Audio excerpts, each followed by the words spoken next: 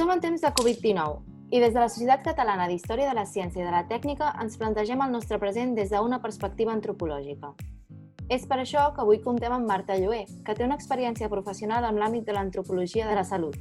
Volem parlar amb ella sobre la interacció entre professionals de la salut i pacients en l'espai hospitalari i sobre el dret a morir dignament i la mort en aquells espais en les residències geriàtriques en temps de Covid-19. Bon dia, Marta.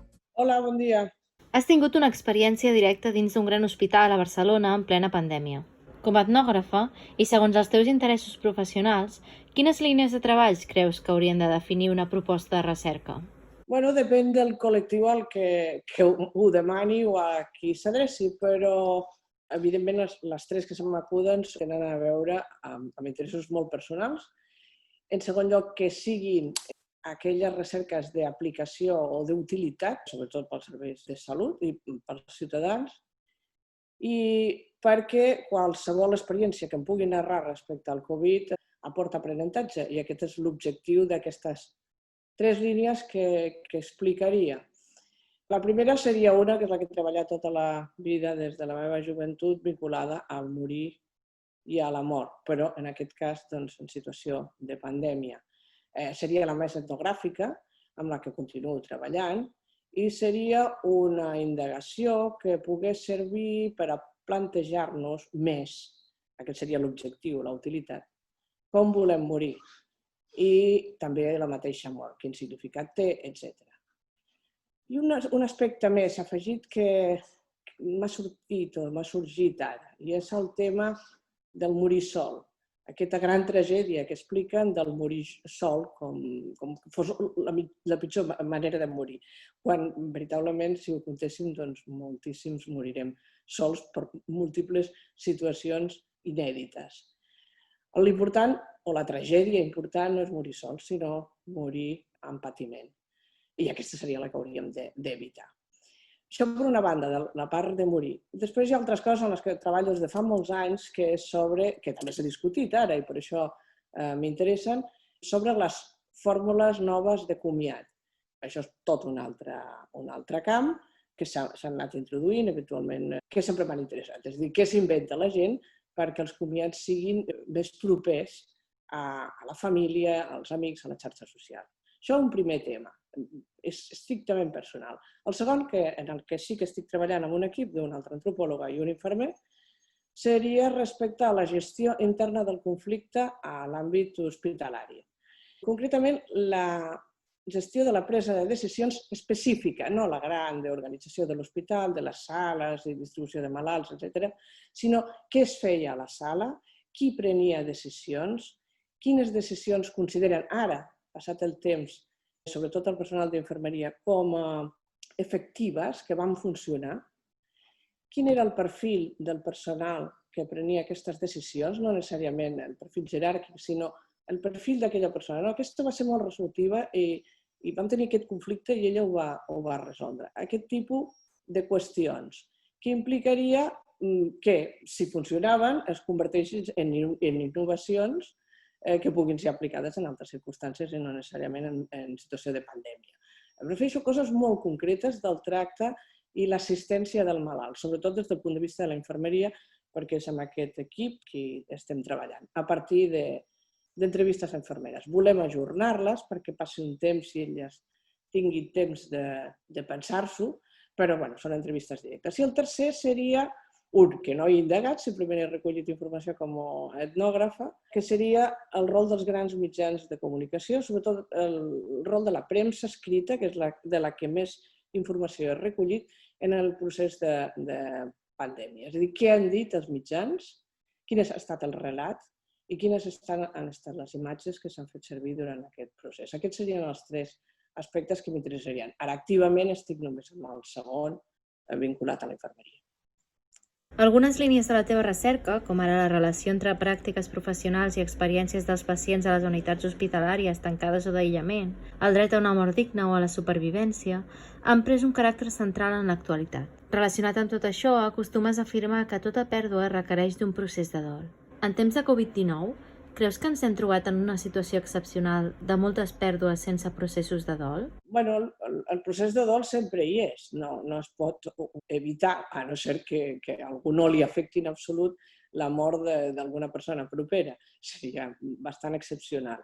El procés de dol és un procés de reconstrucció d'un mateix, del que està proper a aquella persona, quan perds alguna cosa. No necessàriament una persona, però en aquest cas seria una persona. És a dir, que el procés de dol sempre hi és. També el dol, perquè tal vegada s'ha tergiversat una mica la idea entre la població en general, el procés de dol no acaba amb la cerimònia de comiat o pública, ni acaba o és millor si s'ha acompanyat, per exemple, al malalt. Varia molt i varia en diverses circumstàncies. La circumstància de pandèmia ha omès una part cerimonial associada en aquest procés, que seria el comiat del cadàver, diguéssim, a la sala de dol, etc., però el procés no s'atura.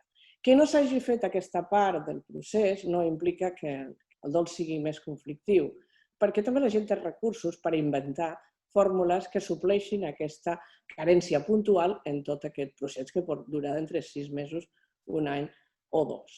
No crec que això, malgrat el que han dit, inclús experts, psicòlegs, etc., faci que la situació, que la digestió de la pèrdua, en el cas d'una mort per Covid d'un familiar, sigui pitjor.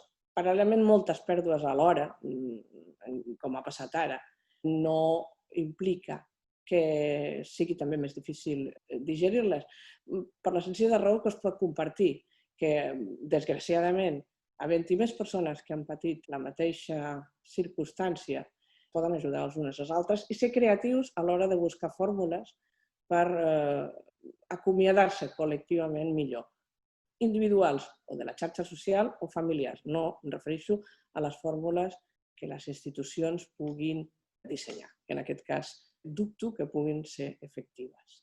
En tot cas, diria que el que cal, donada la circumstància de pandèmia, seria una mica intentar, dins de diferents sectors, els pobles, etc., les comunitats, col·lectivitzar aquest dolor i buscar fórmules col·lectives que ajudin una mica a aquest trànsit. I tampoc me refereixo als grups de dol, sinó fórmules simbòliques que serveixin, que s'han fet amb altres pandèmies, com el cas de la sida, i han funcionat. I se n'han copiat moltes d'elles. Quins serien alguns exemples d'aquestes fórmules simbòliques de dol col·lectives que menciones? De moment no n'he vist gaire, perquè està en procés, però si em puc referir a la situació de la sida, no necessàriament serà el mateix, donat que la sida afectava un col·lectiu amb una identitat pròpia, també un lobby, que d'alguna manera tenia també moltes possibilitats de buscar fórmules creatives i perquè a més tenia un problema, que és que moltes d'aquestes persones estaven soles, havien mort als hospitals en companyia del personal sanitari, però allunyada de la família, perquè en aquell moment, sobretot em refereixo als anys 80 i 90, va ser la gran pesta, contaminant. El col·lectiu de les associacions i de les persones que havien perdut algun familiar o amic, sobretot, a causa de la sida, generant infinitat de fórmules a partir d'experiències també anteriors, entre d'altres, i que s'ha utilitzat després en altres morts col·lectives, el que s'ha anomenat, per exemple, aquí a Catalunya, el projecte dels noms. És important recordar el nom, en diferents fórmules. Doncs inscriure-lo en un monument, això seria l'última fase, o com ells van estar fent durant bastants anys, en el dia que commemoraven el Dia de la Sida, la confecció i exposició dels patchworks que teixien amb els noms dels morts en record d'aquestes víctimes i que s'unien en una gran manta que s'exposava aquest dia i que circulava arreu de les ciutats. El patchwork té un altre origen, però es va agafar aquesta idea i es va implementar. Això implica una cohesió de grup. Ara és més difícil perquè no hi ha un lligam entre les persones que han mort. En tot cas, l'únic lligam, malauradament, és l'edat d'elles. I que els familiars s'uneixin per això és més complicat. Però imagino que aniran sorgint fórmules similars. I repeteixo que no siguin institucionals, perquè en aquest moment la institució no ha donat la resposta, en molts casos, adequada i, per tant, no serà la resposta que agradi als familiars com a fórmula de comunitat col·lectiu o de record d'aquestes víctimes.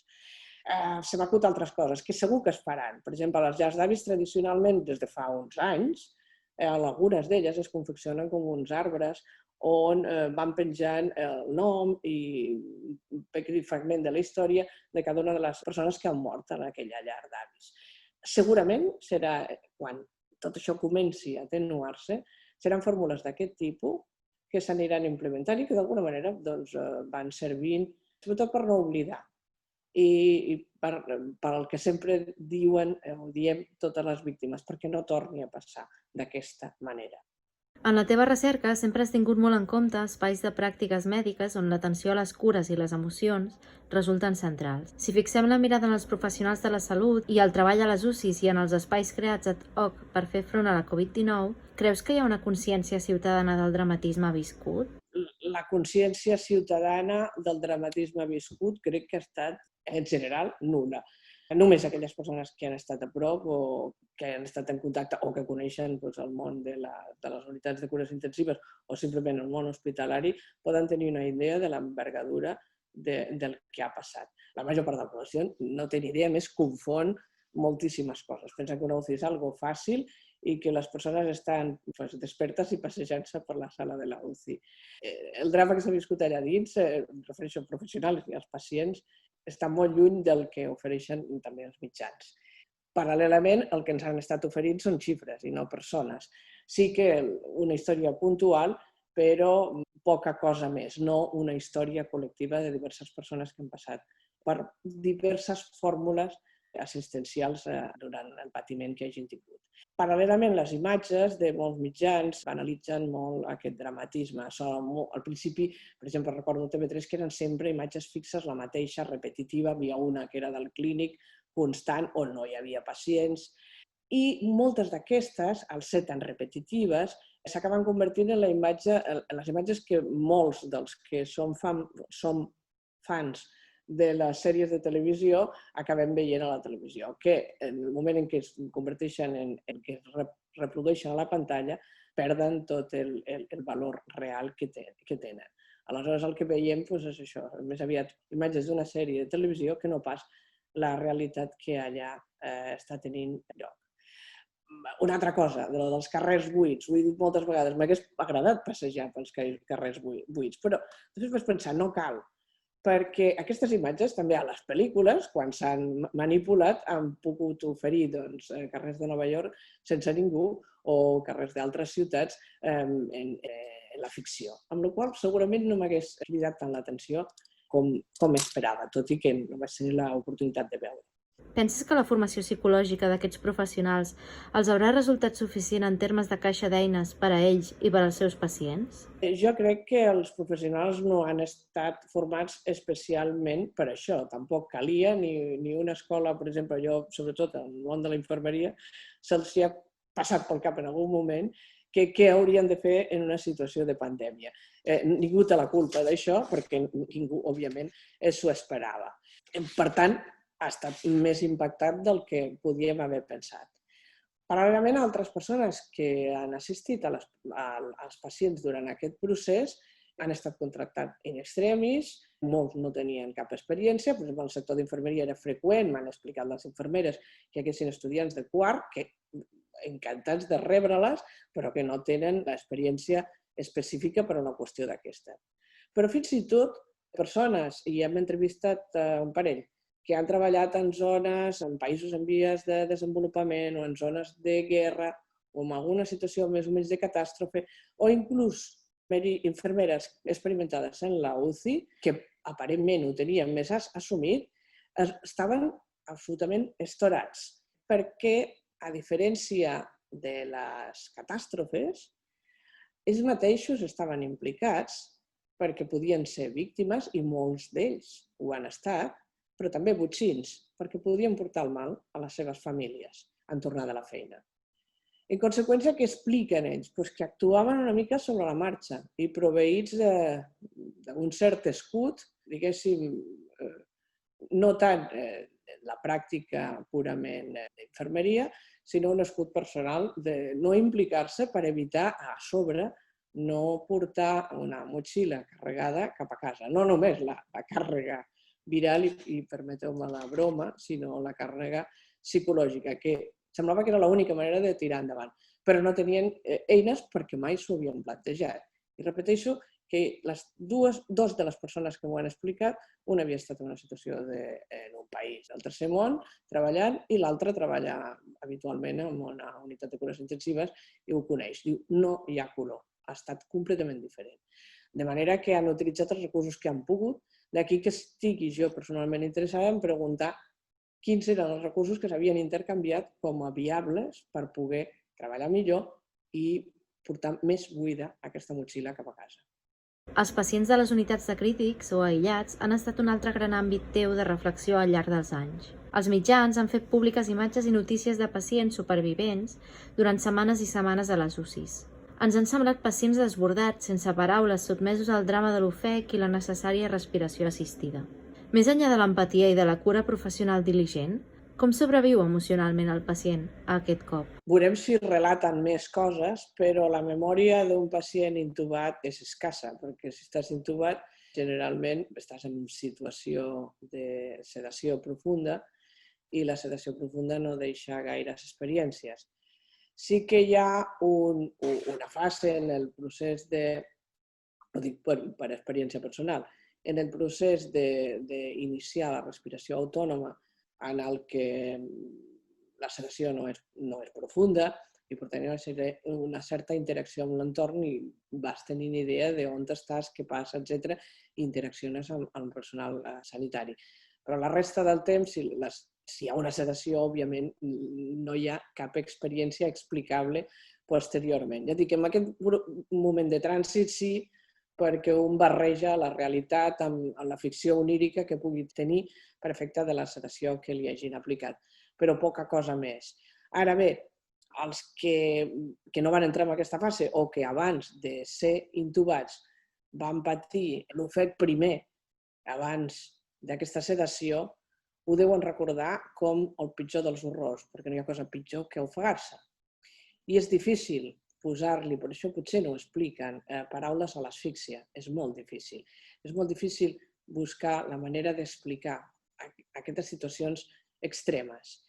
En qualsevol cas, sobreviure a tot això, si no hi ha seqüeles o les seqüeles són menors i no relacionades precisament, sobretot aquesta sensació d'asfíxia, no haver pogut respirar, la fatiga, etc., sobreviure no té per què ser dramàtic. Al contrari, és un triomf, has sortit endavant i s'ha de viure en aquest sentit. De dir, bueno, estic aquí, ara farem altres coses, no? Ja que he pogut sortir d'aquesta situació extrema que he viscut. El que imagino que serà més difícil és sobreviure, sabent que en molts casos tot això i molta part tot aquest procés i moltes dels contagis podrien haver estat evitats. Això serà més difícil de digerir que no pas la vivència específica del temps d'estança en una unitat de cures intensives. Moltes gràcies per les teves respostes i per la teva col·laboració. Moltes gràcies per haver-me convidat.